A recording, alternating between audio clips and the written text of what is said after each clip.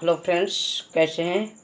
Friends, आज का जो क्लास है बहुत ही शानदार, जो क्लास 10th के बच्चों के लिए बहुत ही हेल्पफुल, जो यहाँ से फ्रेंड्स आपको कम से कम 5 से 6 अंक दिला कर जाएगा। फ्रेंड्स, आप सभी जितने भी वीडियो देख रहे हैं, आप अपने साथियों को और दोस्तों को ज़रूर वीडियो शेयर कर दें, तथा जो भी स्टूडेंट देख रहे हैं, चाहे आप गार्जियन देख रहे हैं, तो इस वीडियो को ज़रूर शेयर करेंगे फ्रेंड्स। फ्रेंड्स, बहुत ही शानदार क्लास आज की होने वाली है, जो क्लास 10th के बच्चों के लिए आपको भारत में संसाधन उपयोग से पहला चैप्टर लाया गया फ्रेंड्स। फ्रेंड्स, चलिए मैं बारी बारी से फ्रेंड्स आप सभी को अगर इसी तरह के प्रश्न चाहिए तो आप मेरे व्हाट्सएप ग्रुप से जुड़ जाइए और टेलीग्राम लिंक आपको डिस्क्रिप्शन बॉक्स में मिल जाएगा, वहाँ जुड़ जाइए। फ्रेंड्स, आपको ये क्लास एग्ज़ाम तक चलेगी। मैं बता देता हूँ कि जो बच्चे 10th में एकदम कमज़ोर हैं, आर्ट्स में, साइंस में या फिजिक्स में या केमिस्ट्री में या संस्कृत में, हिंदी में, मैं उन सभी को बारी बारी से एक एक चैप्टर लेकर आऊँगा फ्रेंड्स। फ्रेंड्स, तो आइए पहला आपका प्रश्न देखिए। आपका जो पहला चैप्टर है वह भारत संसाधन एवं उपयोग। आज का क्लास फर्स्ट है फ्रेंड्स, और बहुत ही शानदार, जो आपको आंसर बताते जाना है। जो बच्चे नहीं जानते हैं वो सब सीख लेंगे। तो देखिए फ्रेंड्स, सोपानी कृषि किस राज्य में प्रचलित है। फ्रेंड्स, देखिए यहाँ पे सबसे इम्पोर्टेंट, सोपानी कृषि बिहार या उत्तराखंड या हरियाणा या पंजाब। फ्रेंड्स, सोपानी कृषि का संबंध उत्तराखंड से, आपका बी इज राइट आंसर हो जाएगा। फ्रेंड्स, देखिए यहाँ पे कृषि से बात करता है तो एक क्वेश्चन बताते हैं, रोपण फसल। आप लोग सुनेंगे, बहुत ज़्यादा पूछता है, रोपण फसल किसको कहते हैं। ध्यान से सुनना, वैसा फसल जिसे एक बार रोप दिया जाता है और कई वर्षों तक फसल यानी उपज देता है, उसे रोपण फसल कहते हैं। जैसे उदाहरण तौर पर देख लो तो कॉफ़ी, कपास है ना, तो रबर इत्यादि, ये सब जो है वो रोपण फसल। फ्रेंड्स, आइए क्वेश्चन नंबर नेक्स्ट आते हैं। सीमेंट उद्योग का सबसे प्रमुख कच्चा माल क्या है।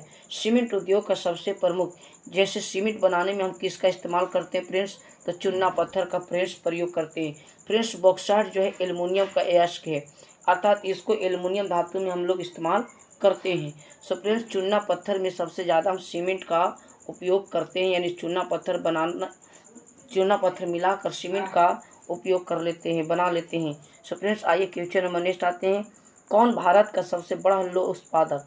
देखिए, सबसे ज़्यादा लोहा का उत्पादन सबसे ज़्यादा कौन है भारत का, तो याद रखना है कर्नाटक आपका सबसे ज़्यादा सर्वाधिक आपका लोह का उत्पादन यानी लोहे का उत्पादन करने वाला है फ्रेंड्स। फ्रेंड्स, क्वेश्चन आपको समझ में आ रहा होगा, ये खाली सिर्फ और सिर्फ 10th बच्चों के लिए सबसे इम्पोर्टेंट प्रश्न है, सिर्फ चैप्टर 1 से लेकर आए हैं फ्रेंड्स। आइए क्वेश्चन नंबर देखिए, किस खनिज को उद्योग की जननी कहते हैं।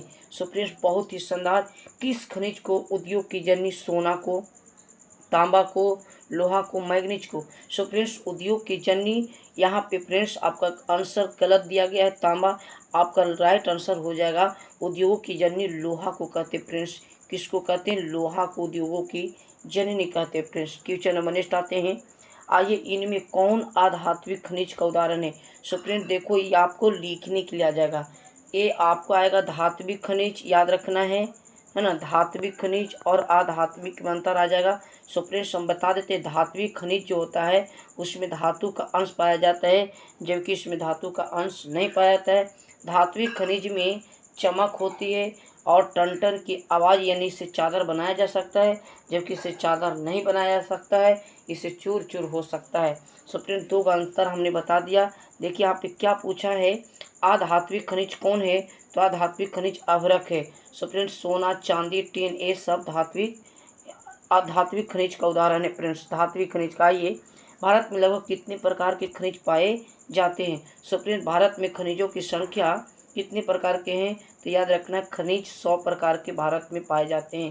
फ्रेंड्स, आप अगर इस पूरे प्रश्न को देख लेते हैं और आप अगर मेरे चैनल पर नए होंगे तो चैनल जरूर सब्सक्राइब कर लेना। चलिए, अगर पहली बार वीडियो देख रहे हैं तो चलिए आइए, मैं यहाँ से 10 और 12 दोनों बच्चों के लिए वीडियो बनाते रहता हूँ, तो चैनल को सब्सक्राइब एंड शेयर जरूर कर देना।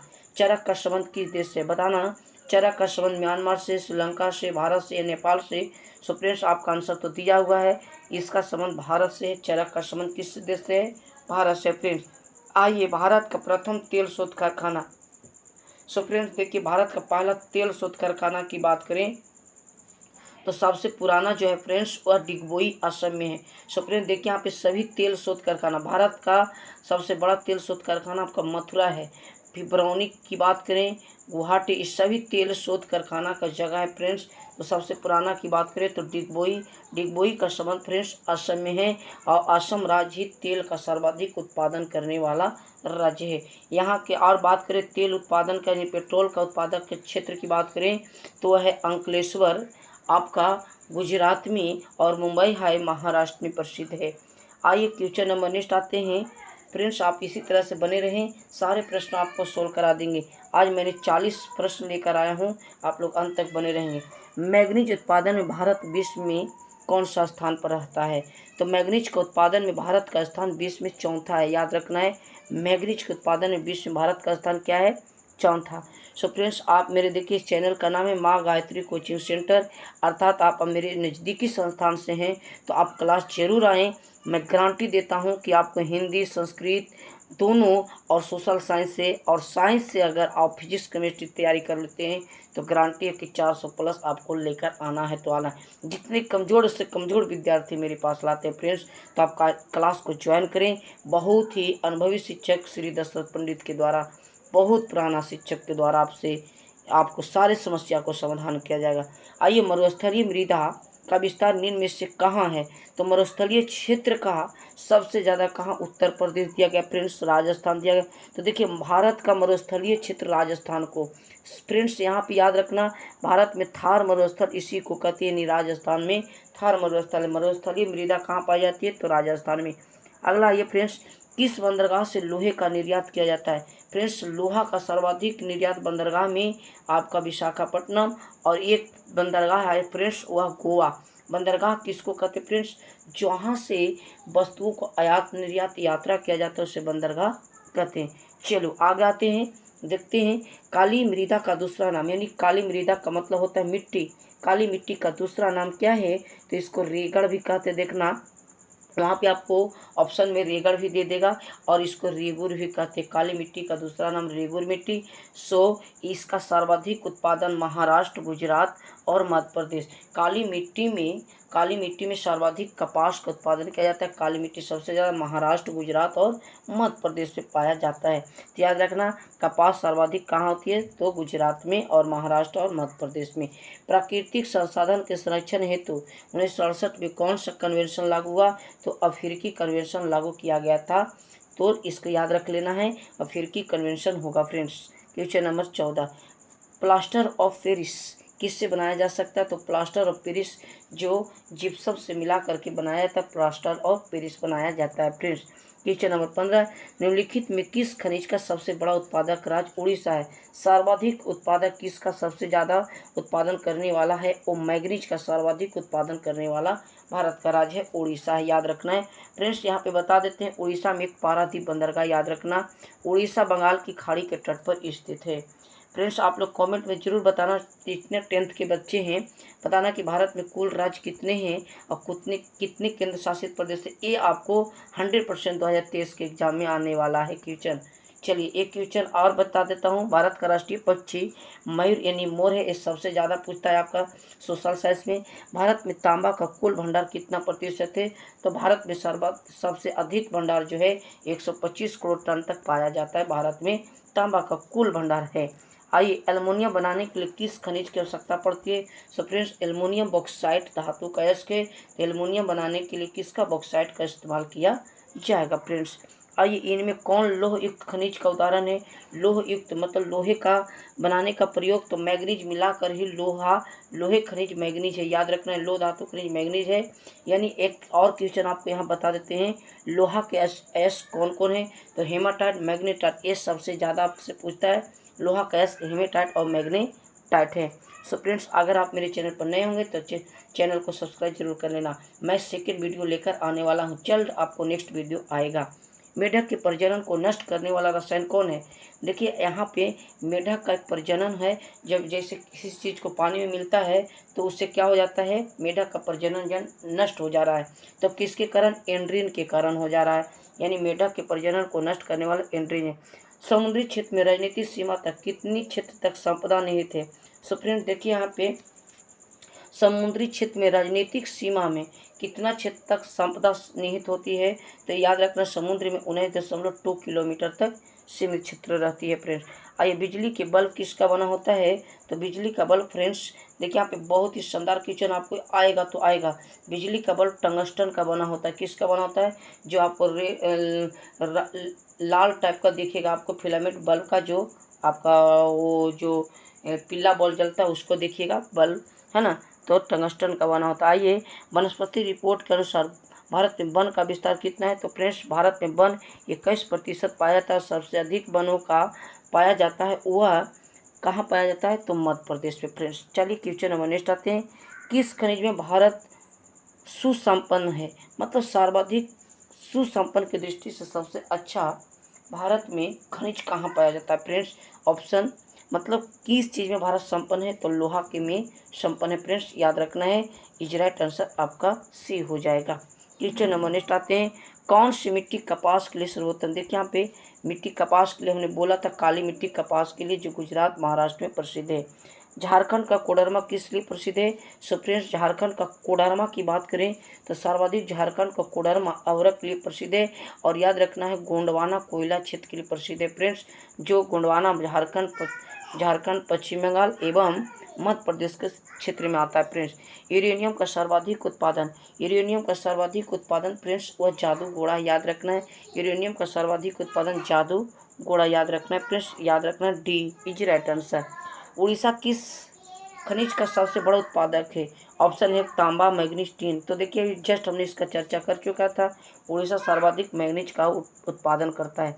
संविधान की धारा 21 का संबंध किससे है? संविधान की धारा 21 का संबंध वन जीवों तथा प्राकृतिक संसाधन के संरक्षण से फ्रेंड्स, यानी संविधान के 21 का संबंध जो है वो वन जीव और संरक्षण संसाधन से, वनों को बचाना और संसाधन को बचाना। बिहार झारखंड में देश का कितना प्रतिशत अवरक का उत्पादन होता है? बिहार और झारखंड से देश में कितना? सो फ्रेंड्स 80% बिहार और झारखंड में अवरक का उत्पादन कर लिया जाता है। प्राथमिक ऊर्जा का उदाहरण नहीं है फ्रेंड्स। प्राथमिक ऊर्जा जैसे कोयला, पेट्रोलियम और प्राकृतिक।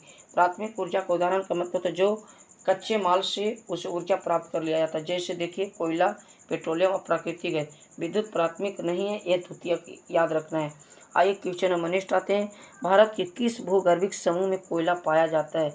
तो देखिए जस्ट हमने बताया गोंडवाना में भारत में सर्वाधिक कोयला पाया जाता है फ्रेंड्स। आइए क्वेश्चन नंबर नेक्स्ट 32।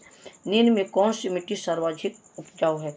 यानी सबसे ज़्यादा उपजाऊ मिट्टी किसे माना जाता है? तो जलोढ़ मिट्टी में सर्वाधिक फसल का उपज किया जाता है फ्रेंड्स। गोवा के सेगुन में कौन सी खनिज पाया जाता है? यानी कि गोवा में देखिए गोवा सर्वाधिक लौह अयस्क के लिए प्रसिद्ध है। यहाँ का गोवा का जो बंदरगाह है मार्मा गोवा बंदरगाह, यहाँ से लौह अयस्क जापान को सर्वाधिक निर्यात किया जाता है फ्रेंड्स। आइए क्वेश्चन नंबर नेक्स्ट। भारत के किस राज्य में सौर ऊर्जा का विकास सर्वाधिक है? सो फ्रेंड्स देखिए सौर ऊर्जा यानी कि सौर ऊर्जा का सबसे अधिक उत्पादन राजस्थान और गुजरात करता है फ्रेंड्स। ये सब तीनों राज्य में नहीं किया जाता है फ्रेंड्स। इज राइट आंसर आपका सी हो जाएगा। बादाम पहाड़ी किस खनिज के लिए उत्पादन के लिए प्रसिद्ध है फ्रेंड्स? तो बादाम की पहाड़ी किस खनिज के लिए? ऑप्शन दिया गया है लौह अयस्क के लिए, याद रखना है फ्रेंड्स आपका लौह अयस्क, सी इज राइट आंसर आपका हो जाएगा फ्रेंड्स। क्वेश्चन नंबर 36 आइए। भारत के किस राज्य में वन का सबसे अधिक विस्तार है?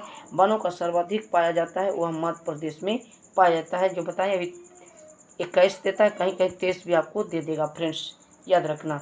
नेक्स्ट आते हैं ऊर्जा का गैर पारंपरिक स्रोत क्या है? ऊर्जा का गैर पारंपरिक जैसे देखिए विद्युत ऊर्जा का गैर पारंपरिक स्रोत है। सो फ्रेंड्स यह ऊर्जा का गैर पारंपरिक इसलिए स्रोत है कि विद्युत ऊर्जा खत्म नहीं हो सकता। कैसे? पवन ऊर्जा, सौर ऊर्जा, आपका तरंग ऊर्जा इत्यादि, लेकिन कोयला, पेट्रोलियम ये सब खत्म हो सकता है। यह एक गैर नहीं अपारंपरिक ऊर्जा का स्रोत यानी परंपरागत ऊर्जा का स्रोत है। आइए फ्रेंड्स परंपरागत ऊर्जा का स्रोत उसे कहते हैं जिसे प्रयोग करने के बाद क्या हो जाए? समाप्त हो जाए। सो देखिए फ्रेंड्स ये सब परंपरागत है, याद रखना है। Question number next. इनमें कौन मैग्नीज का सबसे अधिक उत्पादक नहीं है? तो देखिए उड़ीसा तो है, कर्नाटक है, महाराष्ट्र, लेकिन तमिलनाडु मैग्नीज के उत्पादन में अग्रणी नहीं आता है फ्रेंड्स। सब इम्पोर्टेंट क्वेश्चन हमने लेकर आया जो आपको 2023 के एग्जाम में 100% आएगा। बृहद क्षेत्र में जल की उपस्थिति के कारण पृथ्वी, देखिए पृथ्वी को जल की उपस्थिति के कारण क्या कहते हैं, तो पृथ्वी को जल की उपस्थिति के कारण इसे नीला ग्रह कहते हैं। सो फ्रेंड देखिए लास्ट क्वेश्चन है, आपको प्रश्न कैसा लगा, वीडियो कैसा लगा, सो फ्रेंड कमेंट में ज़रूर बताना और एक प्रश्न का जवाब जरूर देना जो हमने बताया है कि आपका भारत में राज्य कितने हैं और केंद्र शासित प्रदेश कितने, कमेंट में जरूर बताना। ज्वारीय ऊर्जा और तरंग ऊर्जा कहाँ पाई जाती है, तो खंभात की खाड़ी में ज्वारीय और तरंग ऊर्जा पाई जाती है। सो फ्रेंड्स आप कमेंट में जरूर बताना मैं किस टॉपिक पर और वीडियो बना दूं, मैं तुरंत वीडियो बना दूंगा फ्रेंड्स। तो चलिए वीडियो को शेयर एंड लाइक जरूर कर देना। थैंक यू, धन्यवाद।